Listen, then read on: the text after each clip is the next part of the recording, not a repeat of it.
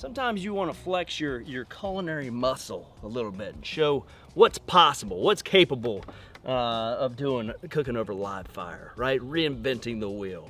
Well, that's not today. Some days it's just Tuesday, and it's time to eat. Yeah, so I want to do one of my absolute favorites, the griddled cheese or grilled cheese sandwich. Add bacon, and look what I got.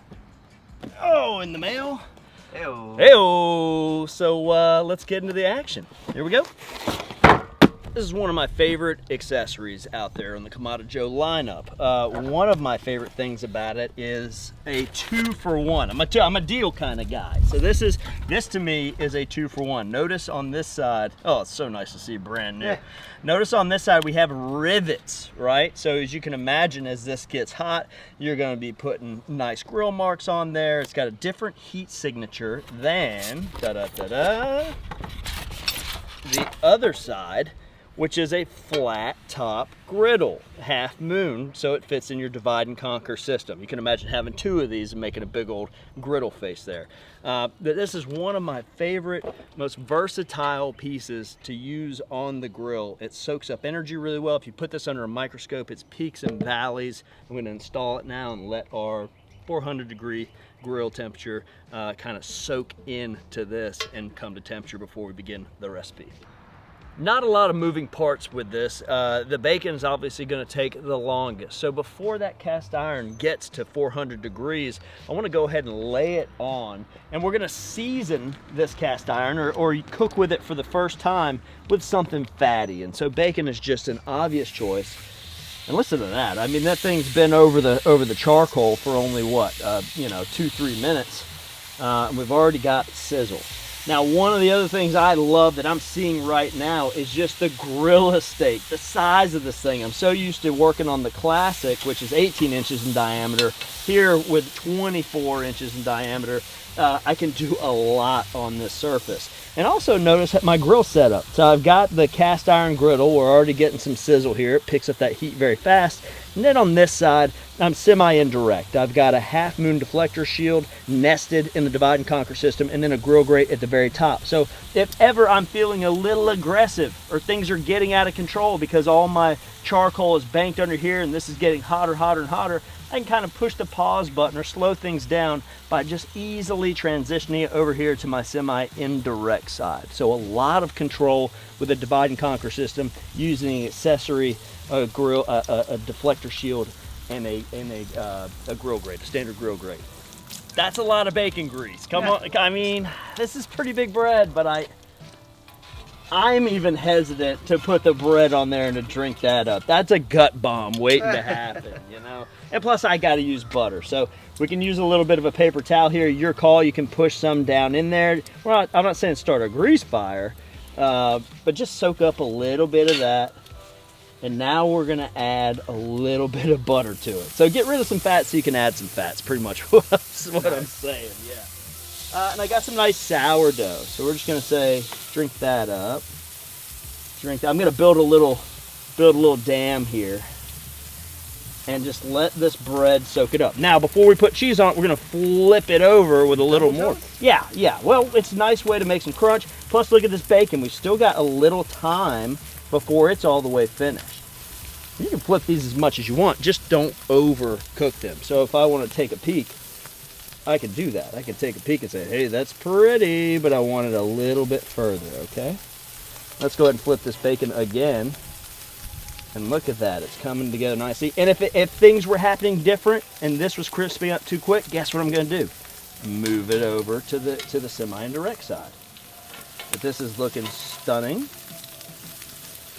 I'll be honest with you, I think we're ready to put a little more butter here and flip these babies. What do you think?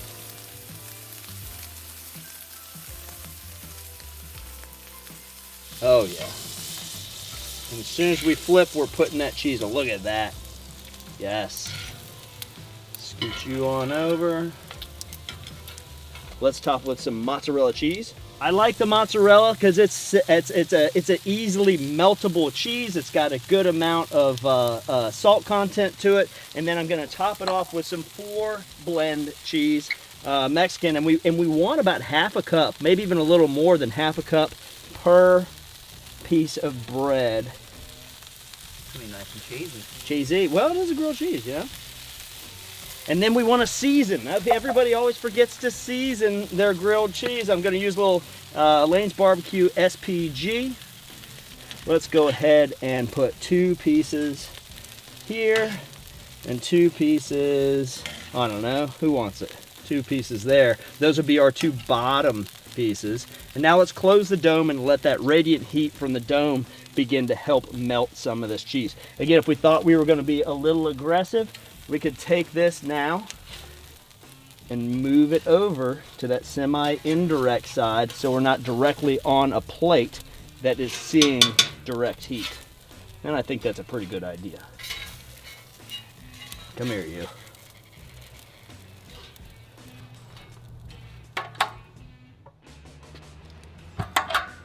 Oh yeah. Yeah, I mean, the griddle did all the work. The grill did all the work. You could butter it again and sear it again, but I mean, come on, what are we really doing? That is a great, easy peasy. Look, cheese is starting to come out here. That is an amazing grilled cheese. A little positive pressure at this point, just to let both those cheese sides kind of adhere to each other. Grilled cheese sandwich. Not a lot of moving parts here. One of my favorite sandwiches of all times. You know, that cheese, that press too, helps all that cheese kind of adhere and finish. Let's go ahead and cut it. Your choice on a bias or straight up. Oh man, Mama did it straight, but I like the bias. Let's try a bias. Let's try a bias. Nothing crazy. Easy peasy there, right? Now there's some people out there that would say this is no longer a grilled cheese, now it's a melt since it's got something in there. Have you heard that argument? No. Yes. Terrible argument. If it's more than cheese, then it becomes a melt. Like, I don't know. Get out of here. This is a grilled cheese. Let us know in the comments section if you think this is a melt because there's bacon in there, or if this can be a traditional grilled cheese with bacon in it. That's got my vote. But simple things done perfectly win every time. You squeeze it together and get that Instagram look. It's still ooey, it's still gooey. That's awesome. That is awesome. It's all the buttery, bacony, cheesy goodness you look for. Delicious doesn't have to be difficult, okay?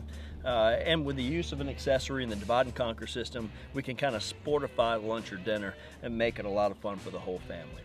That cast iron, as you saw, came to temperature pretty darn fast, so it soaks up energy really well.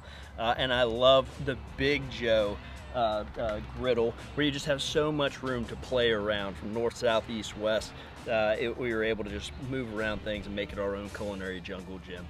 Team, if you enjoyed this video as much as we enjoyed shooting it for you, do me a favor, do all the things, like, subscribe, share, and please do leave us a comment. We love reading and responding back to those. As always, from our backyard to yours, cheers and happy grilling.